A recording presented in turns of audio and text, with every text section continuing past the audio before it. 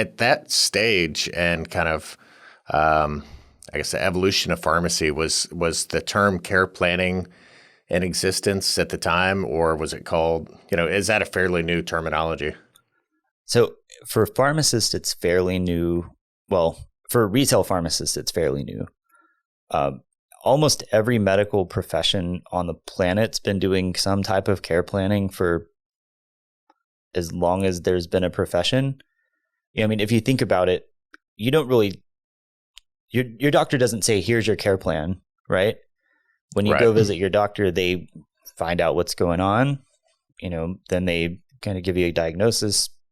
Cool, you've got a sinus infection. I'm going to give you antibiotics for 10 days. Take them. And if you don't feel better in 5 days, call me back, right? That's basically them summarizing their care plan for you. And when you're in a hospital, nurses have, prior to their shift, they do a handoff from, the night shift to the morning shift. That nurse will kind of go over all of the patients in that wing, what they've done, what's going on, what the next step, what's expected of those people during that day. That's transitioning the care plan, right? Occupational therapists do it, dentists do it. And to a degree, pharmacists did it all along. They're just really not used to documenting it at all. And more importantly, they're not used to sharing it. In a hospital, you have nurses handing off to doctors, doctors handing off to OT, PT, whatever.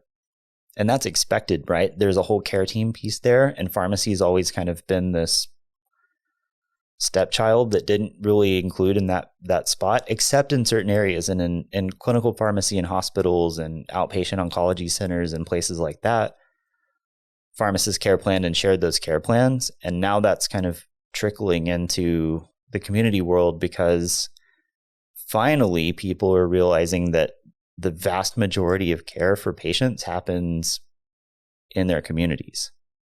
Sure. Yeah. I mean, it makes sense. And anytime you talk to an independent pharmacy, they're going to share that same sentiment that, it is kind of an antiquated view of the pharmacy to see that as dispensing. And so for within the care plan, for that to be a vending machine, basically for their prescriptions, seems like really, really underutilizing that role, because they are so accessible, but then, B, it's definitely kind of that shift in mindset where, if you're not going to be a source of, dispensing only, then you need to be more involved somehow.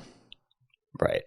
And to a degree, pharmacists have never, I hate when pharmacists, we almost use it as a derogatory term, right? The fill and bill pharmacies. That might be what they're billing and getting paid for, but there's no such thing as a fill and bill pharmacy, right? They've got patients that are coming in and asking them questions. The weird, you're behind the scene or behind the bench, you're pre-poison control. My kid ate this. What am I going to do? I've had a bag of hair handed to me that was clearly full of lice, and they're asking what's going on. You get all these weird things in triage that, right? Yeah, sure, you're dispensing pills, but you're doing all this other stuff. And pharmacy's been just abysmal at both marketing their skills and documenting what they're doing and, being able to give that to other members of the care team. Yeah. Yeah. It's kind of funny when, when I think back, I can't really recall any pharmacists 10 years ago, 5 years ago almost, referring to themselves as a clinical pharmacist. And that phrase in itself kind of implies that some pharmacists are not clinical or do not have clinical training, which seems to be really underselling the skill sets and the role that could be performed.